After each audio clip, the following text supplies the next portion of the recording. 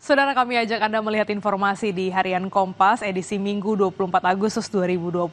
Kita lihat ada judul besar yang diangkat Harian Kompas, Saripati dari Sisi Muria yang lain.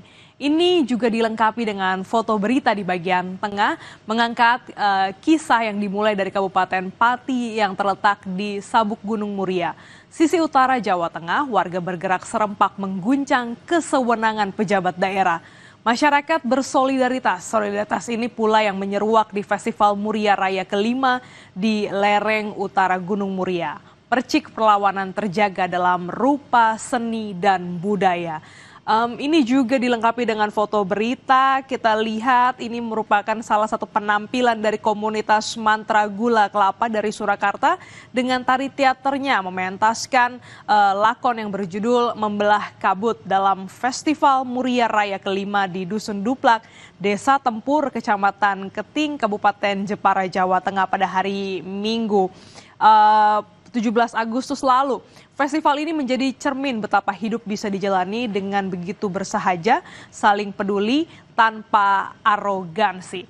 Harian Kompas juga menyoroti terkait dengan respon seni. Pati adalah kita.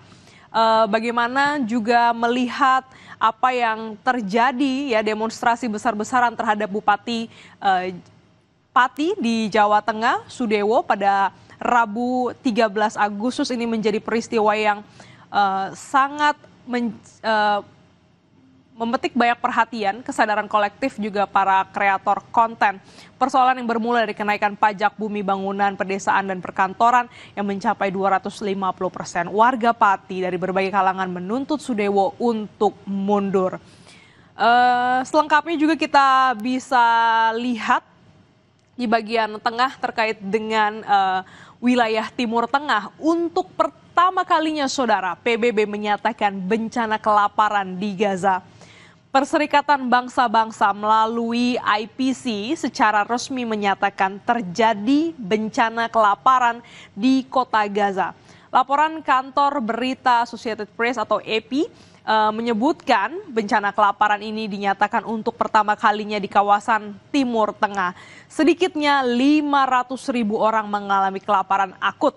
Kelaparan akan meluas pada akhir September jika gencatan senjata tak kunjung disepakati dan akses bantuan kemanusiaan tidak dibuka seluas-luasnya. Kita tinggalkan halaman 1, kita bergeser halaman 15 yang juga menjadi perhatian.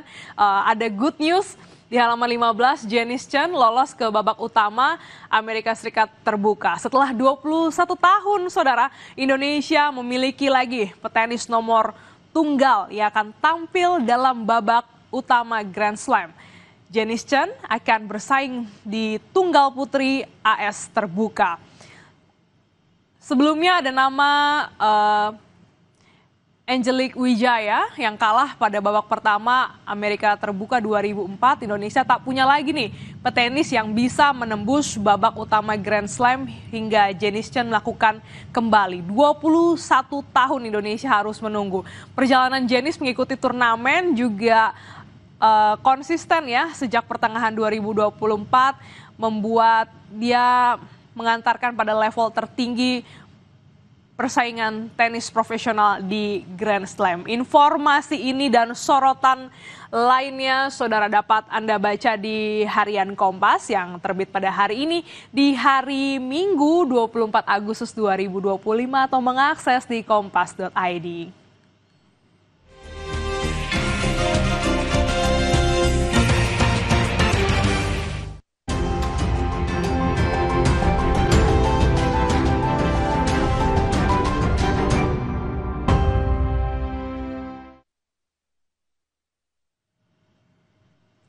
Saatnya kita simak situasi arus lalu lintas di kawasan Bundaran HI Jakarta Pusat bersama petugas NTMC Polri, Brigadir Treslinda. Selamat pagi, Brigadir Treslinda. Silakan dengan laporan Anda.